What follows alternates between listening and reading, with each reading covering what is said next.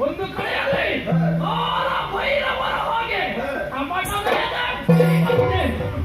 ಸುತ್ತ ಚತುರಂಗ ಸೇರಿ ಸಿದ್ಧವಾಗಿದೆ.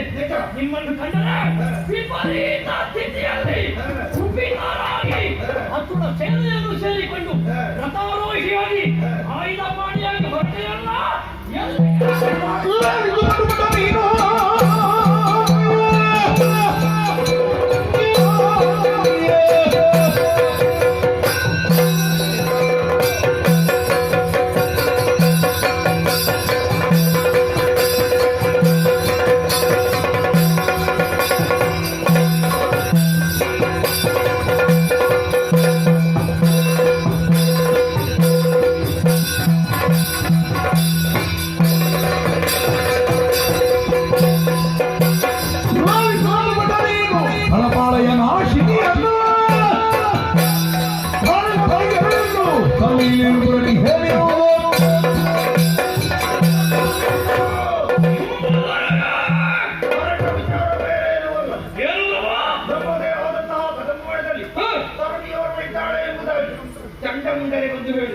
ಕದಂಬವರದಲ್ಲಿ ತರುಣಿ ಬಂದು ಕುಳಿತದ್ದು.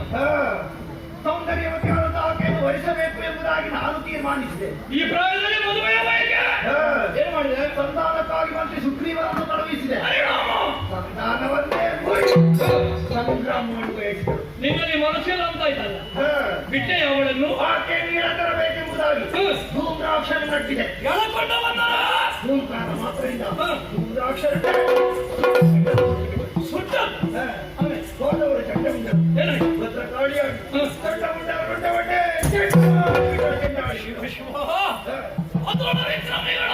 ಚಂಡಮುಂಡರು ನಾಳೆಯಿಂದ ನಮ್ಮ ಸೇನೆಯಲ್ಲಿ ಇಲ್ಲವೇ ಪ್ರಭು. ಈಗ ಸುಮ್ಮನಾದೆಯ ಅಡಿಗಡಿಗೆ ತಲಪಾಲಯವನ್ನೇ ಸಮರ್ವ ಆಕೆಯ ಹದಟನ್ನು ಅಳಿಸುವ ಉದ್ದೇಶದಿಂದ ನಿನಗಾಗಿ ಅಳಿದವರು ಹಲವು ಮಂದಿ, ಉಳಿದವರು ಕೆಲವು ಮಂದಿ. ನಿನಗೆ ಬೇಕಾಗಿ ಪ್ರಾಣ ಬಿಟ್ಟವರಿಗೆ ಒಂದು ಶ್ರದ್ಧಾಂಜಲಿಯನ್ನೂ ಮಾಡಲು ಅವಳನ್ನು ಮದುವೆ ಆಗುತ್ತೇನೆ ಎಂಬ ಹಾಗೆ ಹೊರಟೆ. ನಿನಗೆ ಅವರಲ್ಲಿ ಶ್ರದ್ಧೆ ಉಂಟೋ ಪ್ರೀತಿ ಉಂಟೋ ನನಗೆ ಗೊತ್ತಿಲ್ಲ. ರಕ್ತಬೀಜನಿಗೆ ಶುಂಭರಲ್ಲಿ ಶ್ರದ್ಧೆ ಉಂಟು. ಹಾಗಾಗಿ ಶ್ರದ್ಧೆಯಿಂದ ಅಂಜಲಿ ಬದ್ಧನಾಗಿ ಆಡುವ ಮಾತನ್ನು ಧನುಜೇಶ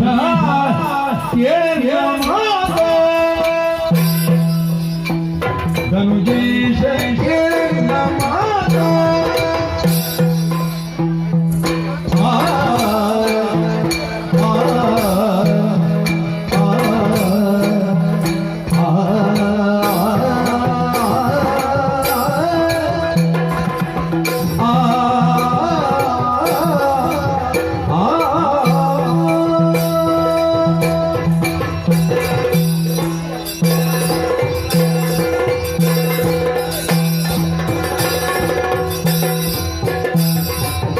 ಧನುಜೇಶ ಕೇಳ ಮಾತ ಯಾತಕಿನಿ ತುಂಬಿ ಭ್ರಮೆಯಾಂತೆ ಮನದಲ್ಲಿ ಯಾತಕಿನಿ ತುಂಬಿ ಭ್ರಮೆಯಾಂತೆ ಮನದಲ್ಲಿ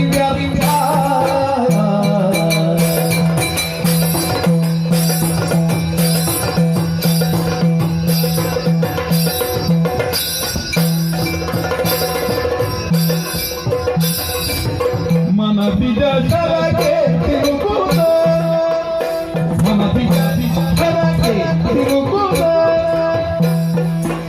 ವರವನಿತೆಯ ಬಯಕೆಯ ಪ್ರಿಯ ದೈತ್ಯನ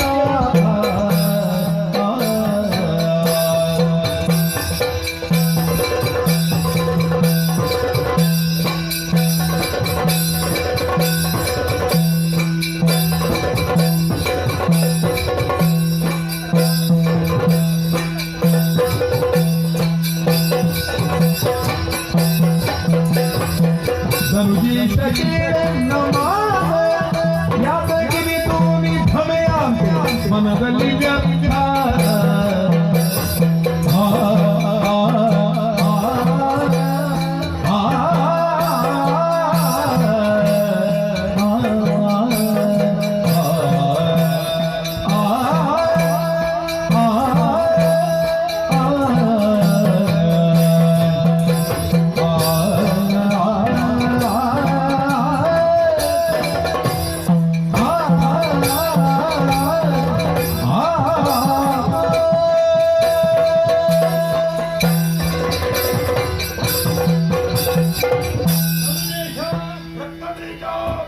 ಆಯುಧಪಾಣಿಯಾಗಿ ಕೋಪಾಧಿಕ್ತನಾಗಿ ಸೇನೆಯನ್ನು ನರಹಿ ವಿಪರೀತ ಸ್ಥಿತಿಯಲ್ಲಿ ಅಪರಿಮಿತ ಸೇನೆಯನ್ನು ಒಳಗೂಡಿಕೊಂಡು ಒಬ್ಬ 14 ಲೋಕದ ವಿಭುವಾದ ಶುಂಭ ಯುದ್ಧಕ್ಕೆ ಹೊರಟರೆ ಆ ಶುಂಭ ಶಕ್ತಿಯನ್ನು ಎದುರಿಸಿ ನಿಲ್ಲುವಂತಹ ಶಕ್ತಿ ಈ 7 ಲೋಕದಲ್ಲಿ ಯಾರಿಗಿದೆ ಪ್ರಭು?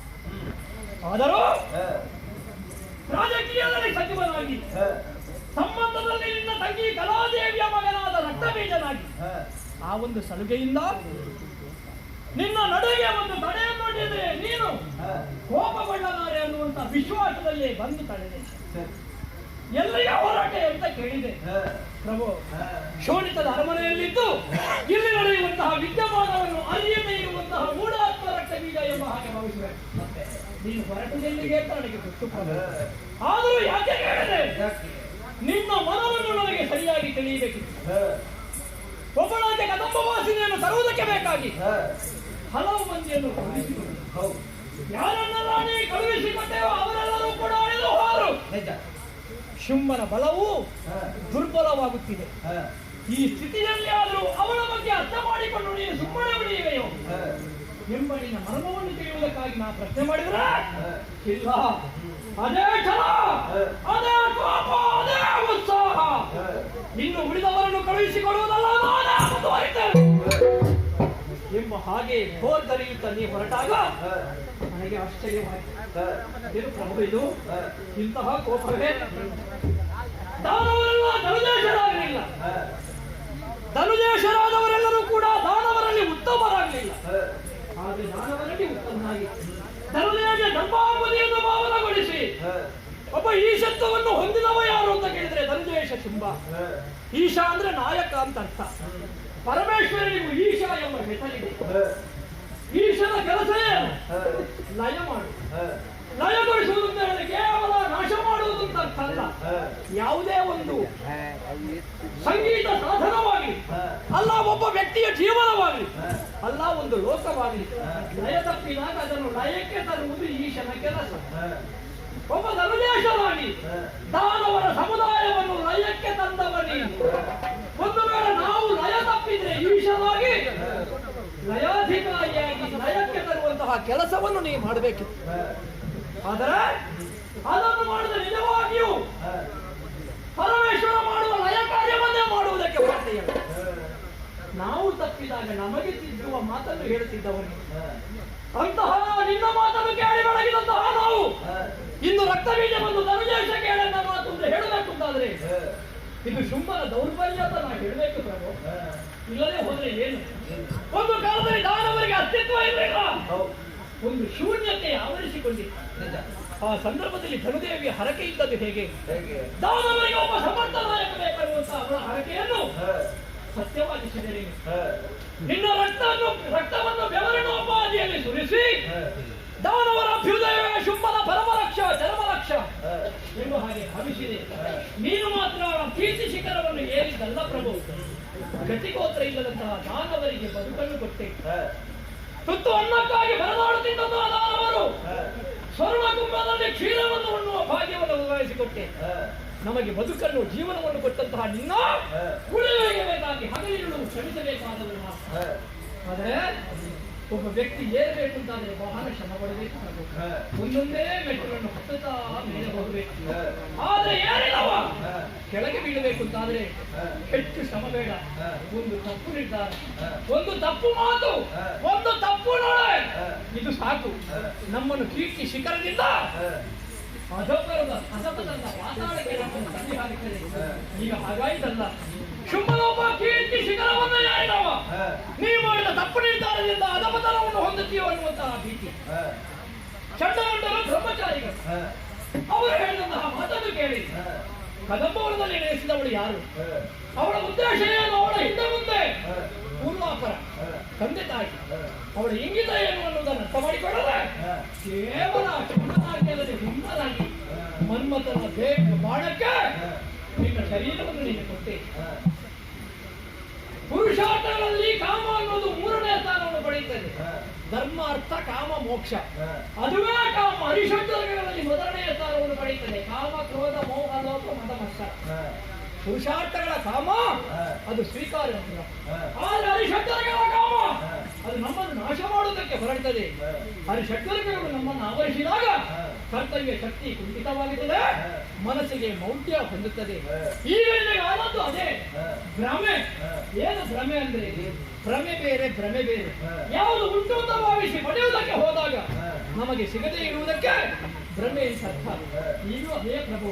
ಯಾವಳನ್ನು ನೀನು ಮದುವೆ ಅಂತ ಹೊರಟಿದ್ಯೋ, ಯಾವಳು ನಿನ್ನ ಸೌಂದರ್ಯಕ್ಕೆ ಅವಳ ಸೌಂದರ್ಯ ನಿನ್ನನ್ನು ಸೆಳೆಯಿತು, ಅವಳನ್ನು ಮದುವಾಗುವುದಕ್ಕೆ ಹೋದ್ರೆ ಖಂಡಿತ ನಿನ್ನ ನಾಶ ಮಾತ್ರ ಅಲ್ಲ, ನಮ್ಮವರ ನಾಶ. ಯಾವಾಗಲೂ ಬುದ್ಧಿ ಪ್ರಚೋದಿಸಬೇಕು, ಮನಸ್ಸು ಬುದ್ಧಿಯ ಮಾತನ್ನು ಕೇಳಬೇಕು. ಬುದ್ಧಿಯ ಮಾತು ಮನಸ್ಸಿನ ಪ್ರತಿಯು ಸೇರಿದಾಗ ಚಂದ್ರಕಾಂತಿಯ ಅನುಭೂತಿ ಉಂಟಾಗುತ್ತದೆ. ಹಾಗಾಗಿ ಮನಸ್ಸನ್ನು ಹತೋಟಿಯಲ್ಲಿಡು. ಇದು ಮದುವೆ ಆಗುವ ಕಾಲ ಅಲ್ಲ. ಆ ಕಾಲಕ್ಕೆ ಮದುವೆ ಆಗುವ ಬಯಕೆ ಆಗಲಿಲ್ಲ. ಆಗ ಬ್ರಹ್ಮನ ತಪಸ್ಸಿನ ಮೂಲಕ ಮೆಚ್ಚಿಸಿ ಈಗ ಈ ವಯಸ್ಸಿನಲ್ಲಿ ಮದುವೆ ಆಗುತ್ತೆ ಅಂತ ಹೊರಟೆ ಅದು ಹುಮ್ಮತನವಾಗುತ್ತದೆ. ಆದ್ದರಿಂದ ನೀತಿಯ ಮಾತನ್ನು ಹೇಳ್ತೇವೆ. ಅವಳನ್ನು ಮದುವೆ ಆದ್ರೆ ನೀನು ತಟ್ಟಿ ಬೆಳೆಸಿದಂತಹ ದಾನವ ಸಮುದಾಯ ನಿನ್ನ ಕಣ್ಣ ಮುಂದೆ ಕ್ಷಣಾಹಾಳಿಯಾಗುತ್ತದೆ. ಹಾಗಾದ್ರೆ ನಾನು ತರುಣಿಯನ್ನು ಬಯಸಿದ್ದೇ ತರುಣಿ ಅಲ್ಲ, ತರುಣಿಯಲ್ಲ ಅವಳ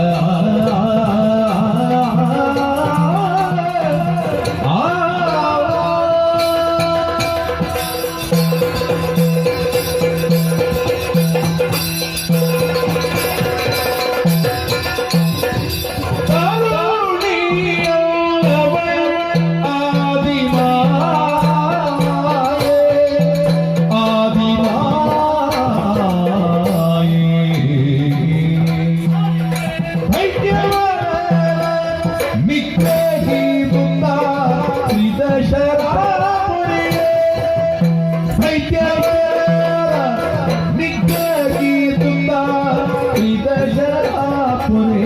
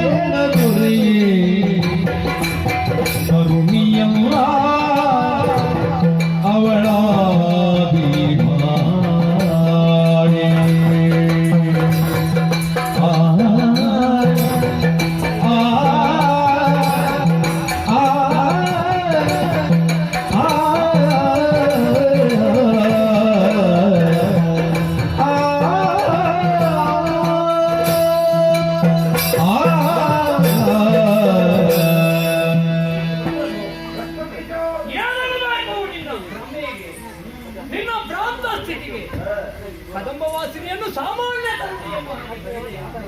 ಕದಂಬವನ ದೇವ ದುರ್ಗಮವಾದ ಪ್ರದೇಶ. ನನ್ನಂತಹ ಎಂಟನೆಯ ಮೊಟ್ಟರಿಗೂ ಪ್ರವೇಶ ಮಾಡುವುದಕ್ಕೆ ಹೆದರಿಕೆ ಹುಟ್ಟುವಂತಹ ಒಂದು ಕದಂಬವನದಲ್ಲಿ ಆ ಹೆಣ್ಣು ಯಾವುದೇ ಭೀತಿ ಇಲ್ಲದೆ ನಿರ್ಭೀತರಾಗಿ ಕುಳಿತುಕೊಳ್ಳುವುದಕ್ಕೆ ಹೇಗೆ ಸಾಧ್ಯ? ಹೆಣ್ಣಾದವಳು ಬಾಲ್ಯದಲ್ಲಿ ತಂದೆ ತಾಯಿಗಳ ಆರೈಕೆಯಿಂದ, ಮದುವೆಯಾದ ಮೇಲೆ ಗಂಡನ ಆರೈಕೆಯಿಂದ, ಮಕ್ಕಳನ್ನು ಪಡೆದ ಮೇಲೆ ಆ ಮಕ್ಕಳ ಆರೈಕೆಯಲ್ಲಿ ಹೆಣ್ಣಾದವರು ಪ್ರಕೃತಿ ಸಹಜವಾಗಿ ಬದುಕಬೇಕು. ಇವರಿಗೆ ತಂದೆ ತಾಯಿಗಳು ಯಾರು ಅಂತ ಗೊತ್ತಿಲ್ಲ, ಮದುವೆ ಆಗಿಲ್ಲ, ಮಕ್ಕಳಿಲ್ಲ, ಆದ್ರೆ ಯಾರ ಆರೈಕೆಯೂ ಬೇಡ, ಯಾರ ಸಹಾಯವೂ ಬೇಡ. ಪ್ರಭು, ಅವಳು ಮುಂದದ್ದನ್ನು ಯಾರು ನೋಡಿಲ್ಲ, ಅವಳು ಹೊರಗಿದ್ದನ್ನು ಯಾರು ಕಾಣಲಿಲ್ಲ. ಹಾಗಿದ್ರೆ ನಿದ್ರೆ ಆಹಾರ ಯಾವುದೂ ಬೇಡ ಅಂತಾದ್ರೆ ಈ ಪ್ರಕೃತಿಯನ್ನು ಮೆಟ್ಟಿ ನಿಂತವಳು ಅಂತ ಆಗುದಿಲ್ಲ ಪ್ರಭು. ಪ್ರಕೃತಿಯನ್ನು ಮೆಟ್ಟಿ ನಿಂತವಳು ಯಾವತ್ತಾದ್ರೂ ತಣ್ಣಾಗುವುದಕ್ಕೆ ಸಾಧ್ಯವೇ? ಅವಳು ಆದಿಮಾಯೇ ಇರಬೇಕು. ತ್ರಿಮೂರ್ತಿಗಳನ್ನು ಸೃಷ್ಟಿ ಮಾಡಿದವಳು, ಶಕ್ತಿಯಾಗಿ ಆ ಮೂರು ಉದ್ಯೋಗದಲ್ಲಿ ಅವರಿಗೆ ಶಕ್ತಿಯನ್ನು ಕೊಟ್ಟವಳು. ಮನುಷ್ಯರಿಗೆ ಮೊದಲಾದಂತಹ ರಕ್ಕಸರು ಅಟ್ಟಹಾಸವು ಮಾಡುವಂತಹ ಕಾಲಕ್ಕೆ ಅವರನ್ನು ವಧಿಸುವುದಕ್ಕೆ ಯಾರಿಂದಲೂ ಸಾಧ್ಯವಿಲ್ಲದಂತಹ ಸಂದರ್ಭದಲ್ಲಿ ತಮ್ಮ ತಮ್ಮ ಅಂತರ್ಜಾಲದನ್ನೇ ಹೊರಗಡೆ ಎಲ್ಲವೂ ನಭೋಮಂಡಲದಲ್ಲಿ ತೇಜೋಪುಂಜ ಮೂರ್ತಿಯಾಗಿ ಅದುವೇ ಅಷ್ಟಭುಜಿಯಾಗಿ ಕಾಣಿಸಿಕೊಂಡಿತು. ಧರೆಗೆ ಇಳಿಯಿತು, ಎಲ್ಲರೂ ಸ್ತುತಿ ಮಾಡಿದರು. ಸಿಂಹವಾಹಿನಿಯಾಗಿ ಮನುಷ್ಯನನ್ನು ವಧಿಸುವುದಕ್ಕೆ ಹೊರಡುವಂತಹ ಕಾಲದಲ್ಲಿ ಅವಳ ರೂಪ ಹೇಗಿತ್ತು ಪ್ರಭು? ಭೂಮಿಯಮ್ಮ ಪಾತಾಳವನ್ನು ಅಳೆಯುವಂತಹ ಬ್ರಹ್ಮಾಂಡ ನಾಯಕಿಯಾದಳು. ಅಂತಹ ವಿಶ್ವವಿರಾಟ ರೂಪವನ್ನು ತಾಳಿದಳು. ಅವಳು ಹೊರಡುವಾಗ ಇರುವ ಪದ ಹೊತ್ತಿಗೆ ಭೂಮಿಗೆ ಕನ್ನಡಗೊಂಡಿದೆ. ಅವಳ ಹುಂಕಾರಕ್ಕೆ ಸಾಗರದಲ್ಲಿ ಎತ್ತರ ಬಿತ್ತರಗಳಾಯಿತು. ಅವಳ ಧನುಷ್ಠೇಂಕಾರಕ್ಕೆ ಸಪ್ತ ಪಾತಾಳ ಲೋಕವೇ ನಡುಗಿತು. ಅವಳು ನಡೆಯುವಾಗ ತಲೆ ಮೇಲಿರುವ ಕಿರೀಟ ಆಕಾಶದಲ್ಲಿ ಸರಳ ರೇಖೆ ಎಳೆಯಿತಂತೆ. ಹಾಗಿದ್ರೆ ಅವಳ ವ್ಯಾಪ್ತಿ ಏನು ಪ್ರಭು? ನಮ್ಮ ಎಲ್ಲರ ವ್ಯಾಪ್ತಿಯನ್ನು ಮೀರಿದ ವಿಶ್ವ ವಿರಾಟ ವ್ಯಾಪ್ತಿಯನ್ನು ಹೊಂದಿದ್ದಾಳೆ.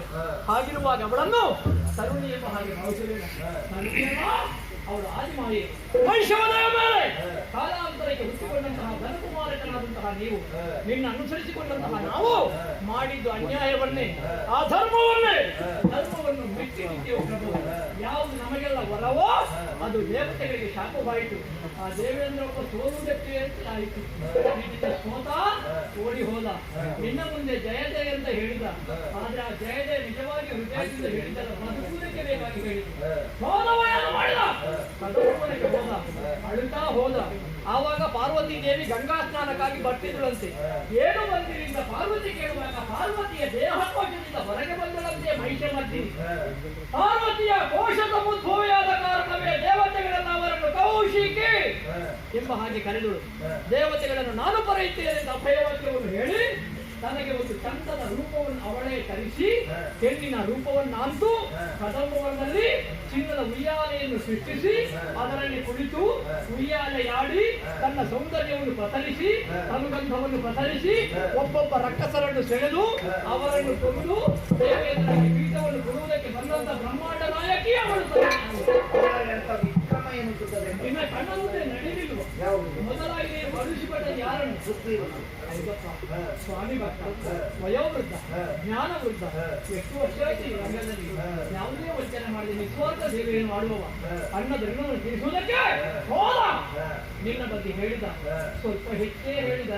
ನಮ್ಮ ಒಡೆ ಮನ್ಮಥ ಸ್ವರೂಪಕ್ಕಿಂತ ನೀನೇ ತಂದ. ಅದನ್ನು ಕೇಳುವಾಗ ಅವಳ ಮುಖದಲ್ಲಿ ನಗು ಬಂತು. ಸುಗ್ರೀವ ಸತ್ತ, ಮತ್ತೊಮ್ಮೆ ಬದುಕಿದ. ಒಬ್ಬಳಿಗೆ ನಿಗ್ರಹ ಅನುಗ್ರಹ ಎರಡು ಬರ್ತದಂತಾದ್ರೆ ಅವಳು ತರುಣಿಯೇ, ಅವಳು ಆದಿಮಾಯಿ.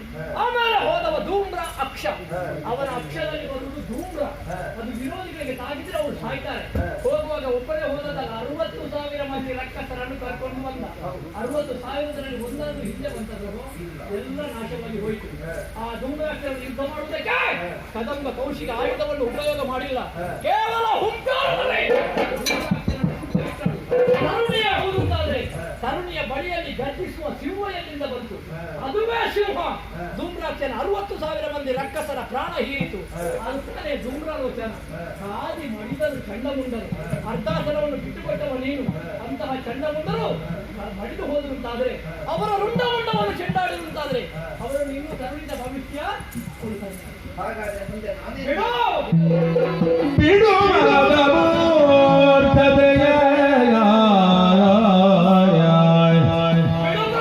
ಬಿಡು ಬಿಡು ಬಿಡು ಮರದ ಮೂರ್ಖತೆಯ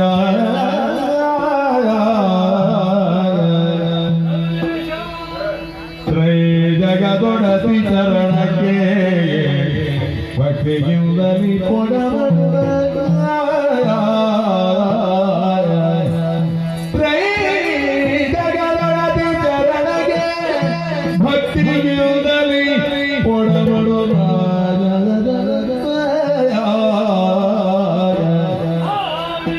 ಪಡೆದವರ ಕಾರುಣ್ಯದಲ್ಲಿ ಭಾತ್ರಿಯರಿಗೆ ಪಡೆದವಳ ಕಾರುಣ್ಯದಲ್ಲಿ ಭಾತ್ರಿಯಲಿ ಜಡಜಟಿ ಧನವರದ ತೆರದಲ್ಲಿ ಪಡೆದು ಸುಖ ಬರುವಳು. ಜಡದ ಪೀಠದ ವರದ ತೆರದಲ್ಲಿ ಪಡೆದು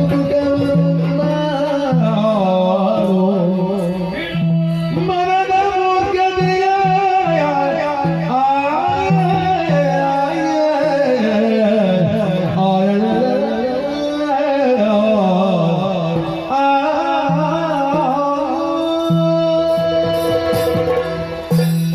ಹೊತ್ತು ಮೀರಿತು ಪ್ರಭು, ಹೊತ್ತು ಮೀರಿತು. ಇನ್ನೂ ನಾವು ಜಾಗೃತರಾಗದೆ ಹೋದರೆ ಅಪಾಯ ಕಟ್ಟಿಟ್ಟದು. ಬಿಡುವಳ ಮೂರ್ಖತೆ. ಇಲ್ಲಿಯವರೆಗೆ ಅವಳು ಯಾರು ಅಂತ ಗೊತ್ತಾಗದಿದ್ರೆ ಈಗಲಾದ್ರೂ ಗೊತ್ತಾಗಬೇಕು. ಹಾಗಿದ್ರೆ ಗೊತ್ತಾದ ಮೇಲೆ ಅನ್ಯಾಯ ಮಾಡೋದು ತಪ್ಪು ಸರಿಯಲ್ಲ. ಆ ಮೂರ್ಖತೆಯನ್ನು ಬಿಡು. ನೀನು ಮೂಢನಲ್ಲ, ಅಜ್ಞಾನಿಯಲ್ಲ, ಸಕಲ ವೇದ ಪಾರಂಗತನಾಗುತ್ತಾಳೆಯ ಸುಜ್ಞಾನಿ. ಹಾಗಿದ್ರೆ ನಿನ್ನ ಜ್ಞಾನಕ್ಕೆ ಅಜ್ಞಾನದ ಪರದೆ ಮುಸುಕಿದೆ. ಅಜ್ಞಾನದ ಪರದೆಯನ್ನು ಹರಿಸು, ಸುಜ್ಞಾನದ ಪರದೆಯನ್ನು ಭರಿಸು. ನಿನಗೆ ಏನು ಕಡಿಮೆ? ಬ್ರಹ್ಮದೇವ ಎಲ್ಲವನ್ನು ಕೊಟ್ಟಿದ್ದಾನೆ. 14 ಲೋಕ ನಿನ್ನ ಸ್ವಾಧೀನ. ಏನು 15ನೇ ಲೋಕ ಬೇಕು? ಆಶೆ ಬೇಕು ಪ್ರಭು, ಅತಿ ಆಶೆ ಇರಬಾರದು. ಸಪ್ಪೆ ಸಿಕ್ಕಿದಾಗ ಸೊಪ್ಪು ಬೇಕು ಅಂತ ಹೇಳುದು, ಸೊಪ್ಪು ಸಿಕ್ಕಿದಾಗ ಉಪ್ಪು ಬೇಕು ಅಂತ ಹೇಳುದು, ಉಪ್ಪು ಸಿಕ್ಕಿದಾಗ ತುಪ್ಪ ಬೇಕು ಅಂತ ಹೇಳುದು, ತುಪ್ಪ ಸಿಕ್ಕಿದಾಗ ಕೊಬ್ಬರಿಗೆ ಹುಣ್ಣು ಬೇಕು ಅಂತ ಹೇಳುದು. ಮನುಷ್ಯನಾದ ಅತಿ ಆಶೆಯ ಬೆನ್ನ ಹಿಂದೆ ಓಡಿದ್ರೆ ಅದು ಮುಂದೆ ಮುಂದೆ ಹೋಗುತ್ತದೆ, ನಮ್ಮನ್ನು ಓಡಿಸಿಕೊಂಡು ಹೋಗುತ್ತದೆ. ಒಮ್ಮೆ ಅತಿ ಆಶೆಗೆ ಬೆನ್ನು ತಿರುಗಿಸಿದನು, ಅದುವೇ ನಮ್ಮ ಕಾಲದಲ್ಲಿ ಆಗ್ತದೆ. ಪ್ರಭು, ಬ್ರಹ್ಮ ಕೊಟ್ಟ ಆಯುಷ್ಯ ಉಂಟು, ಕೊಟ್ಟಂತಹ ಸಂಪತ್ತನ್ನು ಉಂಟು. ಹೆಣ್ಣು ಹುಣ್ಣು ಮಣ್ಣು, ಅದಕ್ಕೆ ಪುರುಷನಾದವ ದಾಸನಾಗುವುದು ಸಹಜ. ಹೆಣ್ಣು ಬೇಕು ಅಂತಾದ್ರೆ 3 ಲೋಕದಲ್ಲಿ ನಿನ್ನನ್ನು ಹಂಬಲಿಸುವವರಿದ್ದಾರೆ. ಹೊನ್ನು ಬೇಕು ಅಂತಾದ್ರೆ ಕುಬೇರನ ಭಂಡಾರ ಉಂಟು. ಮಣ್ಣು ಬೇಕು ಅಂತಾದ್ರೆ 14 ಲೋಕ ಉಂಟು. ಇನ್ನೇನು ಬೇಕು ಪ್ರಭು? ಯಾವುದು ಹೆಣ್ಣಲ್ವೋ, ಯಾವುದು ಜಗತ್ತಿನ ತಾಯಿಯೋ ಆ ಸರ್ವೇಶ್ವರಿಯನ್ನು ಬಯಸುವುದು ಅಪರಾಧ. ಹಾಗಾಗಿ ಅವಳ ಕೈ ಹಿಡಿಯುವುದಲ್ಲ. ಬಿಡು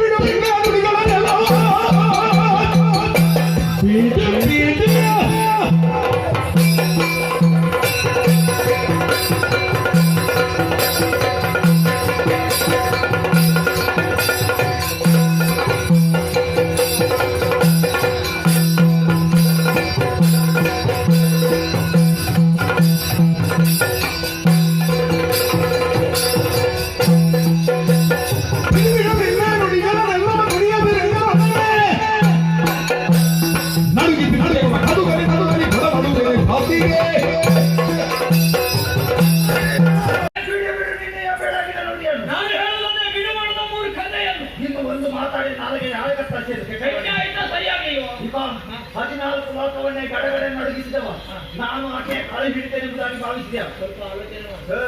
ಮದುವೆ ಆಗಬೇಕು ಅಂತಾದ್ರೆ ಒಂದು ಮದುವೆಗೆ ನೀವು ನೆಂಟರಿದ್ದರೆಲ್ಲ ಬರಬೇಕು ಅಂತ ಯಾವ ವರನಿಗಾದ್ರೂ ಮನಸ್ಸಿಲ್ವ? ನಿನ್ನ ಮದುವೆಗೆ ಯಾರಿದ್ದಾರೆ? ಇದ್ದವರೆಲ್ಲ ಹೋಗಿ ಆಗಿಲ್ಲ. ಒಮ್ಮೆ ನೋಡು ಎಷ್ಟು ಮಂದಿ ಇದ್ರು. ಆಗ ಜನ ಹೆಚ್ಚಿದ್ರು, ಕೂತ್ಕೊಳ್ಳಿಕ್ಕೆ ಆಸನ ಇರ್ಲಿಲ್ಲ. ಈಗ ಆಸನ ಉಂಟು, ಜನ ಇಲ್ಲ. ನೋಡು, ನಾನು ಏನನ್ನು ಬಯಸಿದ್ದೇನೋ ಯಾರನ್ನು ಸಂಬಂಧಿಕರು ಅಂತ ಹೇಳಿದ್ದಾರೆ. ಸಂಬಂಧಿಕರೆಲ್ಲ ಹೋಗಿ ಯಾರೇ ಇರಲಿ ಇಲ್ಲದಿರಲಿ ನಾನು ಬಯಸಿದ್ದನ್ನು ಹೇಗೆ ಪಡೆಯಬೇಕೆಂಬುದಾಗಿ ನನಗೆ ತಿಳಿದಿದೆ. ಇದೋ ನಿನ್ನ ಗುರು ಮಾತಾಡಬೇಕು. ಯುದ್ಧಕ್ಕೆ ಸನ್ನದ್ಧನಾಗಿ ನನ್ನ ಜೊತೆ ಬರುದಾದ್ರೆ ಬರಬಹುದು. ಇದೇ ರೀತಿ ಮಾತಾಡುದಾದ್ರೆ ಅರಮನೆಯ ಮೂಲೆಯಲ್ಲಿ ಬಿದ್ದು ಬರೋಣ.